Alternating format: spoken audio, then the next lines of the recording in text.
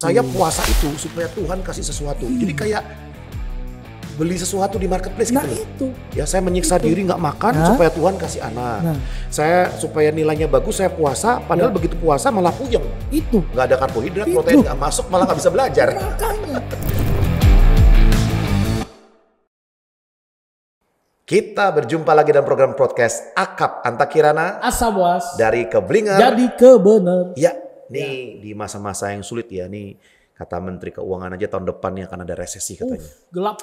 Ya, katanya ada masalah-masalah persoalan. Oleh karena itu kita perlu sering-sering puasa nih. Oh gitu. Ya, ini kan komentar-komentar netizen gitu ya. Netizen. Dan beberapa di antaranya kita di Alkitab itu kan banyak-banyak model puasa ya, Iya puasa ya. banyak. Jadi boleh juga ya kalau saya pilihnya puasa Daniel aja gitu ya. Boleh. Kan kalau puasa Daniel itu kan nggak makan daging, Iya. Cuma makan sayur makan sayur, sama air putih. air putih. Iya. Tapi pakai Indomie boleh nggak? Enggak boleh. Aduh, sebut merek ya. Enggak boleh. Nggak apa-apa. Jangan. Nah, jadi kalau puasa Daniel itu boleh ya? Boleh. Itu ya. Boleh. Jadi kalau kita berpuasa, Ya. puasa Daniel itu berarti kan Alkitabiah ya, ada di Alkitab ya. Ini saya mau bahas beneran atau kita bohong-bohongan? Ya jangan yang lain, jangan seperti yang lain lah bohong-bohongan. Kita Oke. beneran lah. Ya udah kita bahas nih. Nah, Ya, oke. Teman-teman, aduh. Ini tuh mungkin udah cukup jadi sesuatu yang menarik di tahun 80-an sebenarnya. Terus kita udah di 2022 masih membahas tentang puasa gitu. Ya udah gini lah. Saya bahas aja nih Pantai. ya. Enggak apa-apa ya. Ya memang Pak Bos di sini kan harus bahas emang. Iya. Oke, jadi Bapak Ibu, puasa itu memang betul tadi yang Pak Anta bilang jenisnya tuh banyak banget. Tapi yang menarik adalah kebanyakan puasa itu adanya di Perjanjian Lama. Nih, saya catat nih ada 8 nih. Banyak banget ya. Ini mau dibaca juga males. Boleh bacain ya. lah. Jadi ada puasa Musa yang pertama itu, 40 hari, 40 malam. Ah ya. Di kitab Keluaran 24 itu kan. Betul. Lalu ada puasa Daud, tidak makan dan semalaman berbaring di tanah. 2 Samuel 12. Guling-guling di tanah. Guling-guling di tanah. Oke, terus. Puasa Elia 40 hari 40 malam juga. Puasa Esther 3 hari 3 malam. Puasa Ayub 7 hari 7 malam.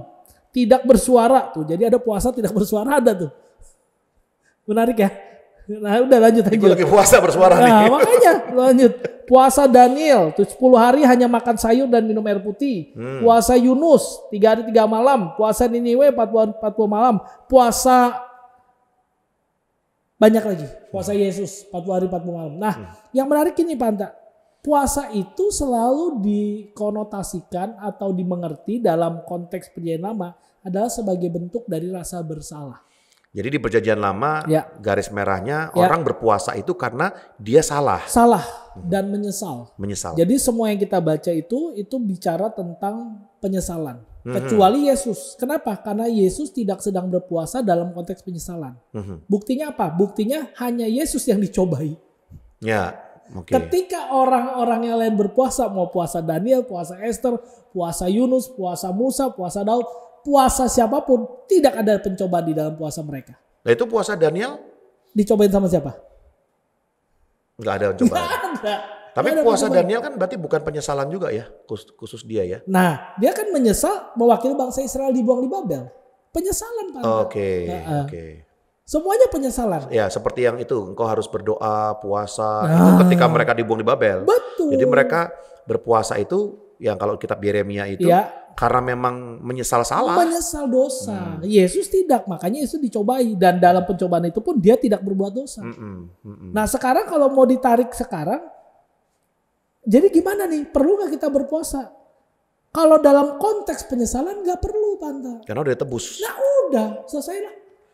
Kan gitu, sederhana kan? Ya, Cuma begitu loh. Kita udah ditebus Yesus, terus kita menyesal untuk apa? oke. Perlu apa kita berpuasa untuk menyesal lagi? Orang Yesus udah bilang, kamu ngapain sih merengek-rengek lagi? Kan aku udah kasih. Kan lucu kalau kita merengek. Nah, Tuhan ampuni. Lalu ketika di Perjanjian Baru Yesus berkata, jika engkau berpuasa, minyakilah mukamu, jangan murung, supaya jangan kelihatan Ya. kamu sedang berpuasa, Betul. jangan kayak orang Farisi, Betul. supaya ketahuan puasa. Betul. Berarti kan saat Perjanjian Baru pun di saat itu masih praktek puasa masih diperbolehkan. Sekali lagi, untuk siapa? Untuk orang Yahudi kan? Ya. Jadi praktek itu masih berlangsung sama orang Yahudi. Sampai hari ini masih berlangsung. Oh, karena orang Yahudi nggak percaya Mesias datang. Betul, nggak percaya Mesias. Tapi kalau ditanya, jadi Pak Bos, kita puasa masih perlu nggak? Silakan, selama itu untuk disiplin rohani.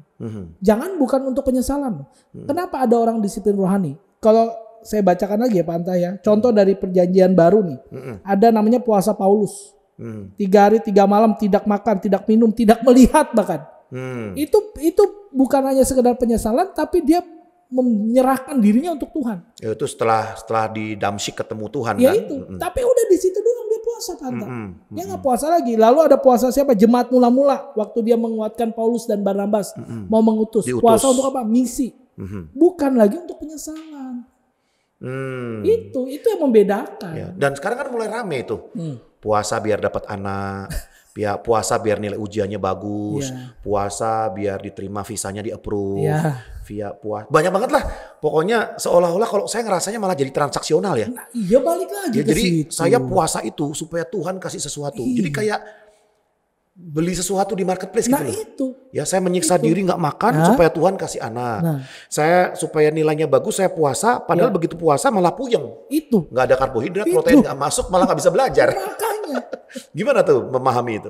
Gini ya Pak Anta, seringkali orang itu udah ditebus sama Tuhan, dapat anugerah dari Tuhan, tapi masih pengen ambil alih.